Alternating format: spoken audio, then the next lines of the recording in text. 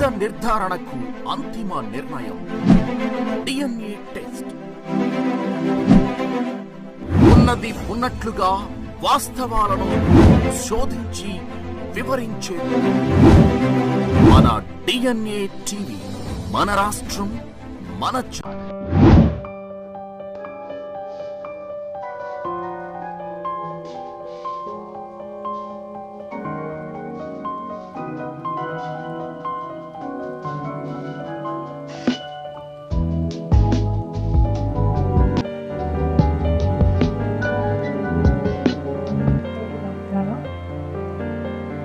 ఈరోజు ఎన్టీఆర్ ఇక్కడ మనం ఒక ముఖ్యమైన విషయం మీద చర్చ ఏర్పాటు చేస్తున్నాం.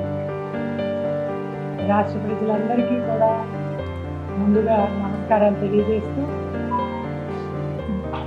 శ్రీవారి లడ్డూ ప్రసాదంలో కల్తీ జరిగిందనే విషయాన్ని మరి సుప్రీంకోర్టు ఆధ్వర్యంలో సిట్ దర్యాప్తు సంస్థ తేల్చి చెప్పిన సందర్భంగా ఈ రోజున మేము ప్రజలందరికీ కూడా తెలియజేయాల్సిన అవసరాన్ని మరి గుర్తించి ఈ రోజున తెలుగుదేశం పార్టీ, అదేవిధంగా కూటమి ప్రభుత్వం ఈ కార్యక్రమాన్ని ఏర్పాటు చేయడం జరిగింది. మరి ఈ రోజున దేవాలయాల శుద్ధీకరణ చేయటమే కాకుండా మరి ప్రజలందరికీ కూడా అవగాహన కల్పించారు. మరి గతంలోనే మనం 2019-24 మధ్యలో జగన్మోహన్ రెడ్డి గారి ప్రభుత్వ అధికారంలో ఉన్న 5 సంవత్సరాల కాలంలో ఆ రోజునే తెలుగుదేశం పార్టీ గుర్తించడం జరిగింది. తిరుపతి లడ్డూలో మరి చాలా నాణ్యతా లోపాలు ఉన్నాయి, సరైన నేతి వాసన అనేది రావటం లేదని భక్తులు గొడవ చేస్తూ ఉన్నారని మనం అనుమానం వ్యక్తం చేయటం జరిగింది. కానీ ఆ రోజున ఈ వైసీపీ ఏ ఒక్కరు కూడా ఒప్పుకోని పరిస్థితి. ఈ రోజున మాత్రం సుప్రీంకోర్టు తేల్చి చెప్పినది ఏంటంటే, అది అసలు నెయ్యే కాదు, పాల నుంచి తీసిన వాళ్ళు 1 లీటర్ పాలు అనేది లేకుండా కేవలం జంతు కొవ్వులతో మరి పామాయిల్ లాంటివి వాడి ఆ నేతిని తయారు చేశారని చెప్పి సిట్ దర్యాప్తు సంస్థ తేల్చి చెప్పిన దరిమిల ఇది ఎంత ఘోరమైన పాపం అంటే, వీళ్ళకి ఒక ధార్మికత అనేదే లేదు. జగన్మోహన్ రెడ్డి అనేది ఒక సామాన్యుడు. మరి పొరపాటున రాష్ట్ర ప్రజలందరూ ఆ రోజున ఒక ముఖ్యమంత్రిగా ఎన్నుకున్నారు. ఒక అవినీతి అక్రమాల పుట్టగా తయారవటమే కాకుండా మరి హిందూ మతస్థులు ఎంతో దైవంగా, దేవదేవుడుగా భావించే వెంకటేశ్వర స్వామి లడ్డూలో కూడా అవినీతి జరగటం, అందులో మరి జంతు నూనెను వేయటం, జంతు కొవ్వుల్ని వేయటం అంటే నిజంగా ఎంతమంది మనోభావాలను వీళ్ళు దెబ్బతీశారు అనేది చూస్తే ఎవరికైనా బాధ, ఆవేశం కలక్క మానదు. దీన్ని ప్రజల దృష్టిలోకి రావాల్సిన అవసరాన్ని మేము గుర్తించాం. ఆ రోజున బ్రిటిష్ పరిపాలనలో ఉన్నప్పుడు కూడా, అంటే 1857వ సంవత్సరంలో, అంటే మనకు 1947వ సంవత్సరంలో స్వాతంత్రం వచ్చింది. ఆ స్వాతంత్రం రాక మునుపు ఆ బ్రిటిష్ వాళ్ళు సిపాయిలుగా మన భారతీయుల్ని పెట్టుకునేవారు.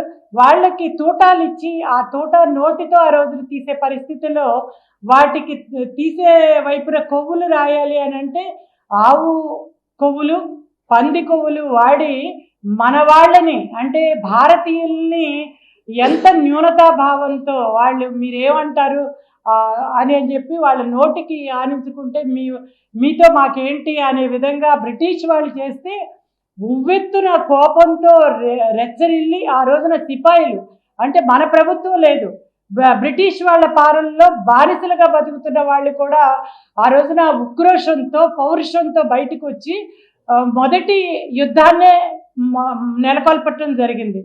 దాన్నే స్వాతంత్ర మొదటి యుద్ధం అని మనం పేర్కొనవచ్చు. ఆ సంవత్సరంలో జరిగిన దాన్ని.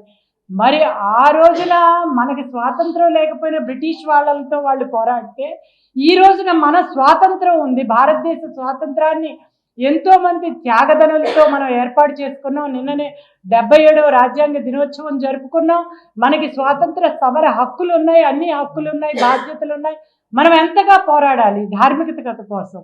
ఇతనికి మత సామరస్యం ఈ రోజున మనం 77 ఏళ్లుగా మనందరం కూడా మత సామరస్యంతో బతుకుతున్నాం, పరమత సహనంతో ఉన్నాం, కులాలు, మతాలు, భాషలు, సంస్కృతులు అన్నీ కలిసి పంచుకుంటున్నాం, సహోదరులుగా ఆనందంగా బతుకుతున్నాం. కానీ ఇలాంటి వ్యక్తులు వచ్చి కేవలం 5 సంవత్సరాల కాలంలో ఒక సామాన్య మనిషి, అతనికి సామాజిక స్పృహ లేదు, సామాజిక బాధ్యత లేదు, కేవలం ఒక అవినీతి అక్రమాలతో తయారై తనకి కావలసింది అక్రమ ఆర్జన, ఆ ఆర్జన కోసం అతను మతాన్ని కూడా వదిలిపెట్టలేదు. మరి అటువంటి మతాల్ని ఈ రోజున మరి హిందూ మతాన్ని 5 సంవత్సరాలు ఎంతగా అవమానించారో మనందరికీ తెలుసు. రామతీర్థంలో రాముడి విగ్రహాన్ని కూలగొట్టారు.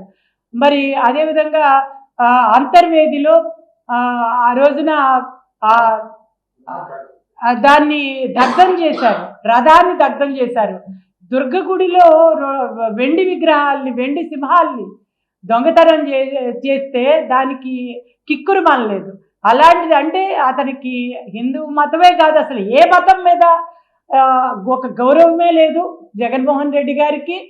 మరి తను ఓట్ల కోసం ఒక మతాన్ని అడ్డం పెట్టుకుంటారు, మరి అదేవిధంగా ఈ డబ్బు ఆర్జించడం కోసం ఒక మతాన్ని అడ్డం పెట్టుకుంటారు. ఆ రకంగా ఈ మతాలతో ఆటలాడి కులాల మధ్య చిచ్చులు పెట్టి తన ధనార్జనే ధ్యేయంగా ఎన్ని చేసుకుంటున్నారో మనందరం చూస్తున్నాం. ముఖ్యంగా తిరుపతిని అక్రమార్జన కోసం ఇవాళ దీనిగా పెట్టుకోవటమే కాకుండా 1.61 మరి దీన్ని కోట్ల కిలోల నెయ్యిని కొనుగోలు చేశాడు. దాంట్లో 61 లక్షల కిలోల నెయ్యి అసలు నెయ్యే కాదు, పాలు కాదు, వెన్న కాదు, అది ఏ కొవ్వు నుంచి తీశారో ఎవరికి తెలియదు.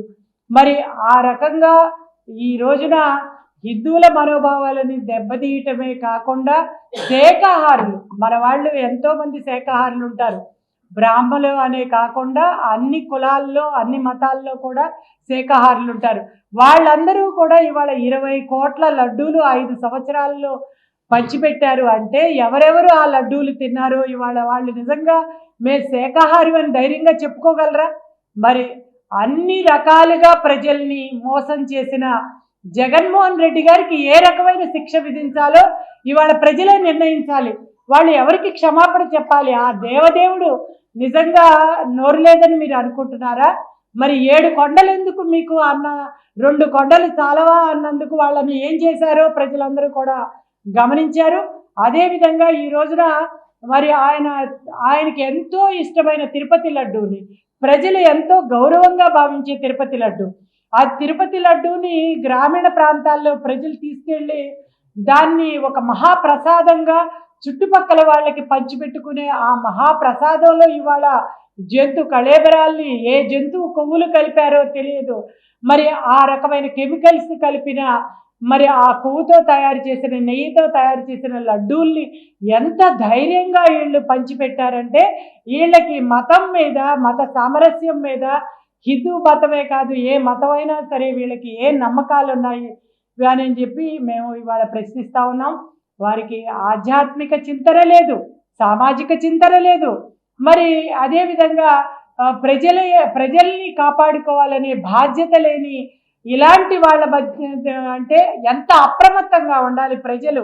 ఆ ప్రజల్లో ఒక అవగాహన తీసుకురావటానికే దీన్ని మేము ఇంత పెద్ద ఎత్తున ఈ రోజున ఈ దేవాలయాల సంరక్షణ కార్యక్రమాలు, వాటిల్ని ఈ రోజున దేవాలయాల్ని పూజించుకోవటం, వాళ్ళ మీద చేసిన దాడులకి మరి ఈ రోజున నిరసనగా అక్కడ సంరక్షణ కార్యక్రమాలు చేశాం. ఈ రోజున తెలుగుదేశం కార్యకర్తలు, జనసేన, అదేవిధంగా బీజేపీ మేమందరం కూడా చేయటం జరిగింది. 5 ఏళ్ళు హిందూ మతం మీద, హిందూ దేవుళ్ళ మీద, పూజారుల మీద దాడులు చేశారు.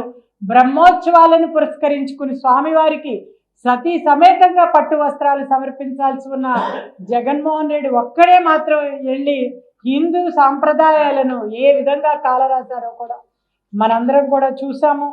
మరి వీటన్నింటి నుంచి నిరసనగా మనం అప్రమత్తంగా ఉండి మీరంతా కూడా ఆ ప్రభుత్వాన్ని పారద్రోలి ఇవాళ ఒక మంచి ప్రభుత్వాన్ని అధికారంలోకి తీసుకొచ్చారు.